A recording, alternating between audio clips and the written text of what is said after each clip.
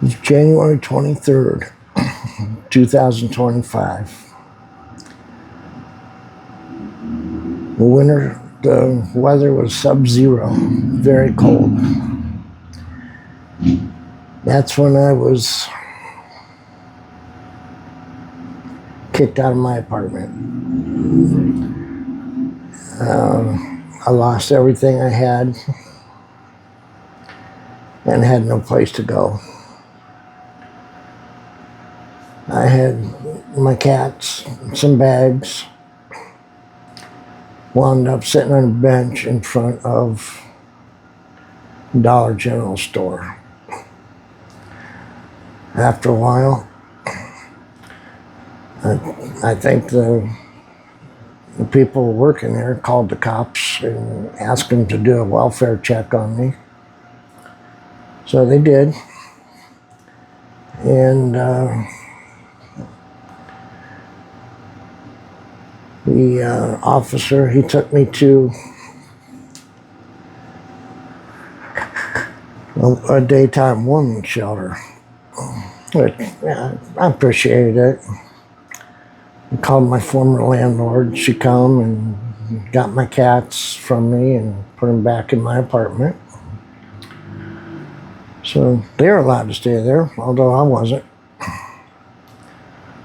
So I went to a warming shelter, got a meal, and then come time for the shelter to close. So I had to locate a nighttime warming shelter, which I did. You know, I received some misinformation. In a roundabout way, I got there, thank God. And they had food there as well. So I was going nighttime warming, daytime warming, back and forth for about 3 days or 4 days. And the weather started to break a little bit. It wasn't so cold. And my cousin found out what happened to me, and she's kind enough to send me some money. So I took that and went directly to a motel. I stayed a few nights. And while I was at the motel, using the Wi-Fi, I found out through this neighborhood app called Nextdoor.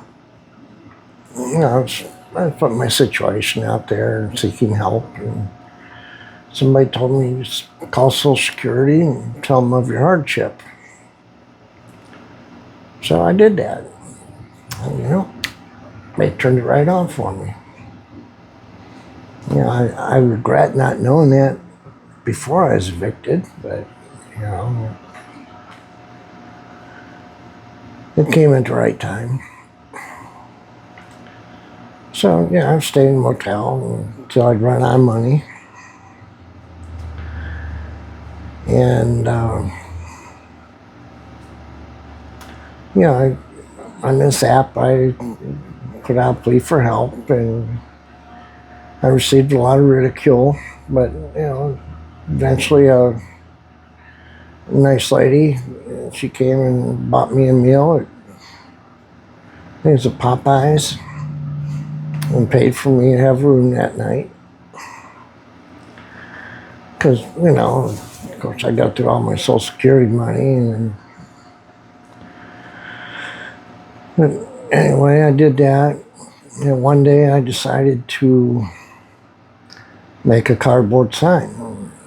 It says, need $100 for shelter. I stood by the side of the road around 2.5 hours, and I got $300 from it, a little over. I don't know if that's good or not, but some of the other homeless people I talked to on down the line, they said that was a lot for doing that.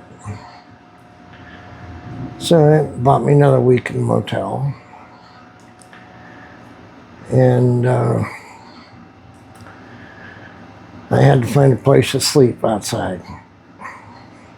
So I found a kind of a private place in the middle of a giant shopping area. It was a fenced-in area for 2 dumpsters, and there was only 1 dumpster in it. So I went in the corner and stacked up cardboard. And yeah, I took a couple pills to help me sleep, which they didn't help, really. And it started raining. Started raining harder and harder and harder. And I finally said, I can't do this. So I hiked across the street to the Holiday Inn. And the desk clerk there, he made me some ramen noodles. Yeah, I must have been looking pretty pathetic, all soaking wet and everything. So I was sitting there eating the noodles, and the warmth made my sleeping pills kick in. So I'm falling asleep and dumping noodles all over the place.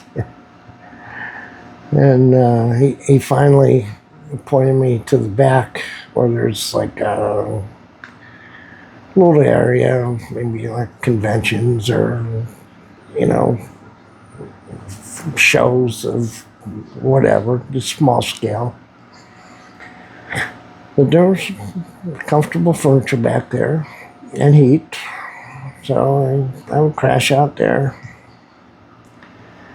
And I went to McDonald's at 5 a.m. That got to be a regular thing for me. I would get a couple large coffees and nurse those till after 12. It was 1 o'clock, 2 o'clock, and I would go about my business. But eventually, the same lady that bought me a meal and a night at the motel, she offered to take me down to a shelter downtown, which, she told me it was Salvation Army. I looked at their website. It sure seemed like a shelter. She took me down there and dropped me off. I went in seeking shelter, and wasn't a shelter. But they said I could stay for lunch if I wanted to. It's a brown bag lunch, and well, I wasn't that hungry that day. So I walked on over to the where I went to the warming shelter, and they do have a men's shelter there. So God was smiling on me, and they had open enrollment that day, so I got right in.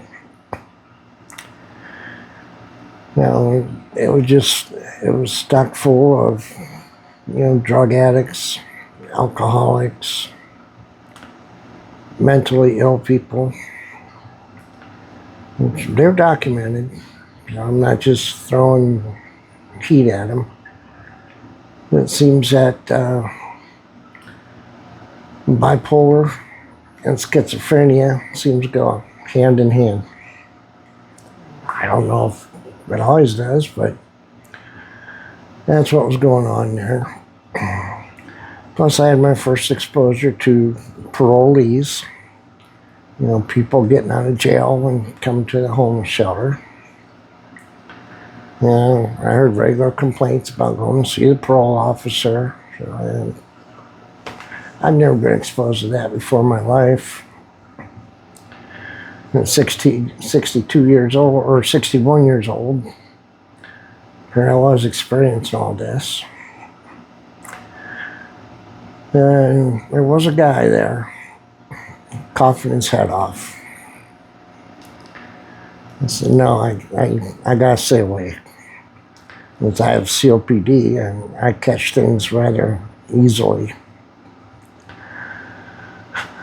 So I stayed away from him, but it still tracked me down and got me. And I wound up pneumonia, went to the hospital. I was spent 4 or 5 days in the hospital. But that was more like a spa retreat for me compared to being in the shelter and staying in bunks and about 40 or 50 other guys. So I made it through the next month pretty good. In the third month, there's a guy, he'd been there the whole time I was there, and it seemed like he left for a week and then he come back. I don't know all the details because that's not normal practice there. But anyway, he's coughing his head off now. It looked like he had a case of pink eye. So again, I tried to stay away, but then it got me. And I told him to call an ambulance for me, so I wanted to go to the hospital. And the ambulance people got there and they said I had 106 fever. So there's another 4 or 5 days in the hospital. It was a break. It was nice. I don't mind being in the hospital. They put a nicotine patch on you and I can do this and not be smelled doing it. And come the end of June, excuse me, the shelter people found me this apartment here. Not a great apartment. It's not one I would have chosen, but still, I'm happy to be here. I've been here 1 year now. July 1st was my 1-year anniversary. There was nothing to celebrate, but I'm just happy to be here. And they supplied me with a bed, cookware, dishes, silverware, lamps, tables, a TV. Well, what I needed to survive. Gave me a food box too, because at the shelter is also a food ministry. They're open for free meals twice a day, open to the public. So that's where I did all my eating when I was there. And well, I live on a state highway, 4 lanes. And there are a lot of loud cars, motorcycles, pickup trucks. You name it. If it's loud, it goes by here. And it's particularly great when 40 or 50 Harleys are together going by. You can't even hear yourself think then. There's semis that go by, but they're not as loud as everything else. So I used to be a semi driver before all this happened to me. And it's 2003, it's when that ended because the company, after 99 years in business, decided to close up. It's a company where my father retired from and I was planning on retiring from. And I still got a little pension there. I can't draw it quite yet because, it'd be quite a penalty, and I have some financial stuff to straighten out before I start drawing it.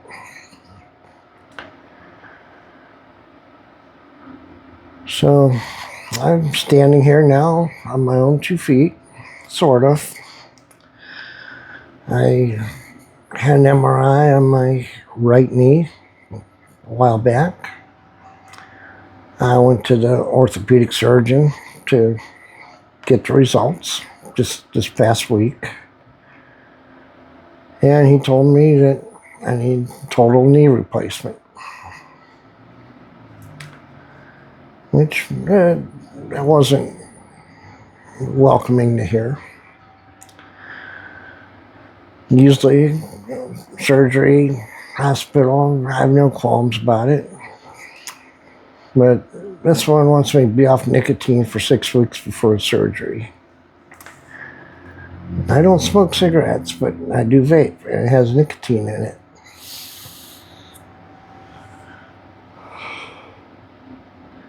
I've been on nicotine since I was 14 years old. And at the ripe old age of 62, I really don't want to go through that. So he told me it's only going to get worse. And I said, okay, we'll see. Now we left it at that. Well, I did ask him if he could give me injections. He put one in my left knee. It's full arthritis.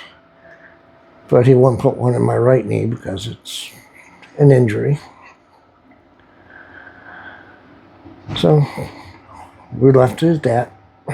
I'll keep going until I can't any longer, and then maybe I'll get it done. So I got myself on somewhat of a functional budget.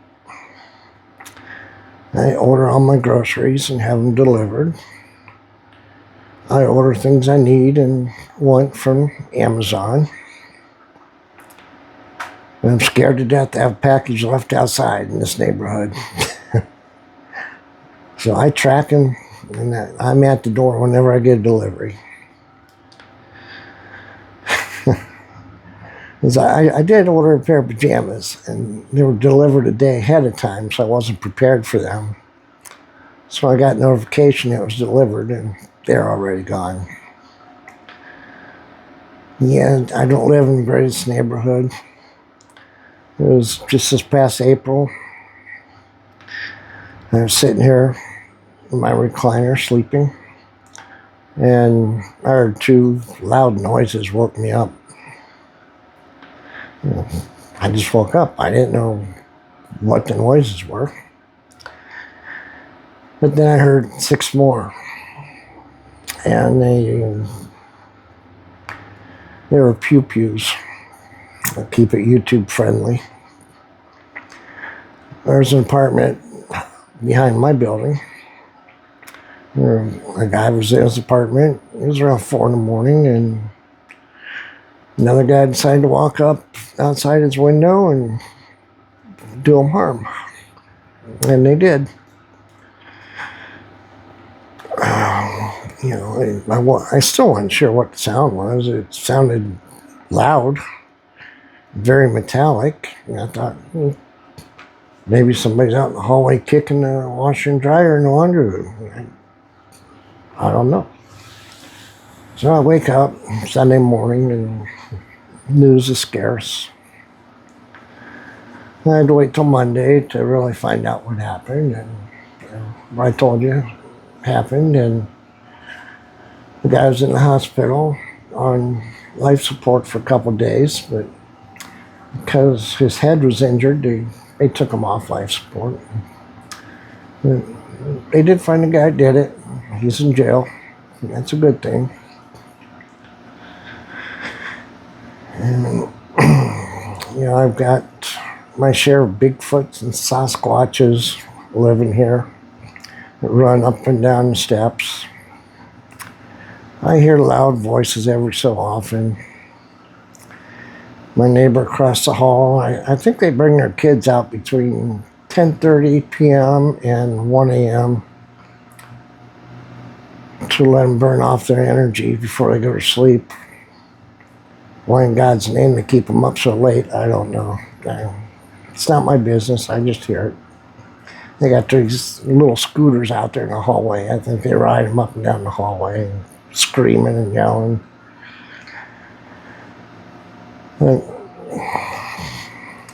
So I made this channel.